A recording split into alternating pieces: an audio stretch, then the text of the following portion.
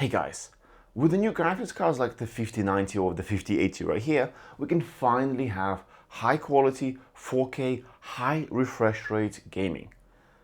But that also needs a high refresh rate monitor.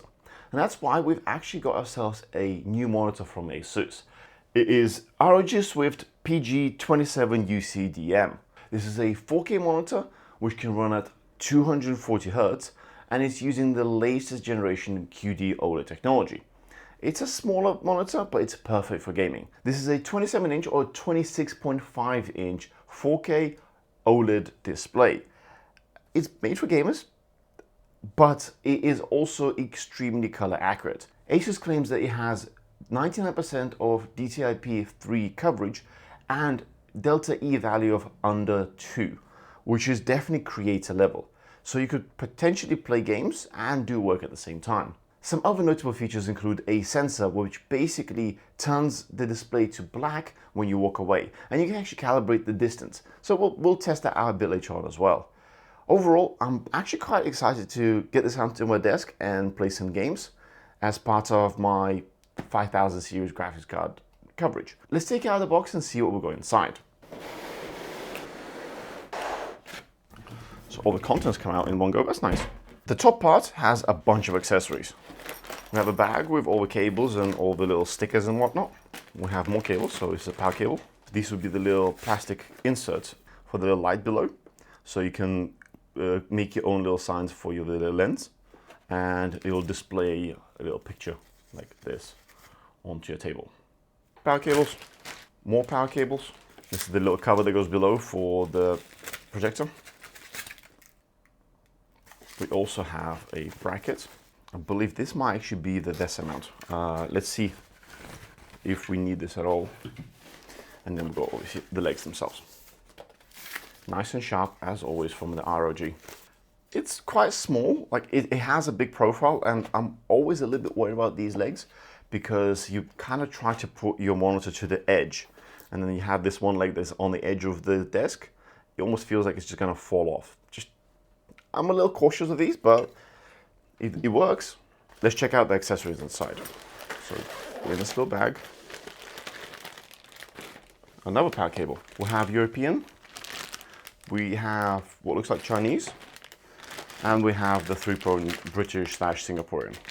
I do like having a little pouch because you can put all your leftovers later. We have a whole booklet of stickers. So we actually have display calibration report. So this one has a delta E of 0.29. That's pretty impressive. And general paperwork, quick start guide, so on. You got a little cloth to clean your screen, which could be very useful actually. And then we have the cables. This is where it gets a little bit more funky. So this monitor comes with, in this case, 4 cables. We have a cable for the upstream USB, so it's just a type B to type A, and this could be just to have your monitor work as a hub.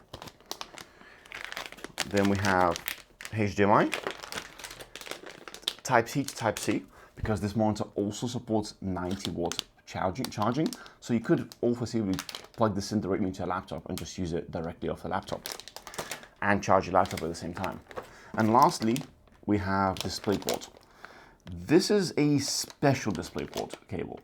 So this is actually the latest DisplayPort cable standard, which can support up to 80 gigabits of data, which means that you can actually run 240 Hz monitor at 240 frames at 4K without DSP, the DisplayPort compression, which means it's just full raw data.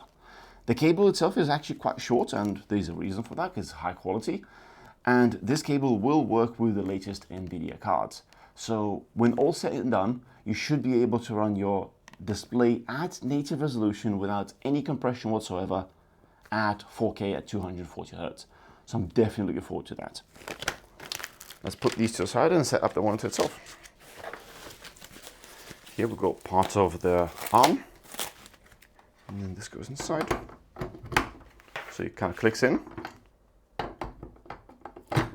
and then you have to secure it down. So you have a little screw at the bottom, and then you can actually tighten it as you go. So you can hand tie it and just move it aside. It's nice and solid now. And then we've got the monitor itself. And you just put the legs in. And it's in. And off we go.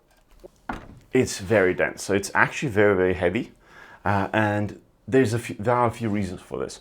First of all, this is a high refresh panel. It's also an OLED panel, which does generate a significant amount of heat. What ASUS has done is actually placed a pretty significant heatsink inside to make sure that the screen is being cooled enough so it doesn't overheat and has any problems with it. It's packed with features, and we'll go through all of those in a bit. So I think what I'm going to do next is I'm going to set it up fully and start using it. And then we'll come back to you with some feedback that we found and just share our general findings.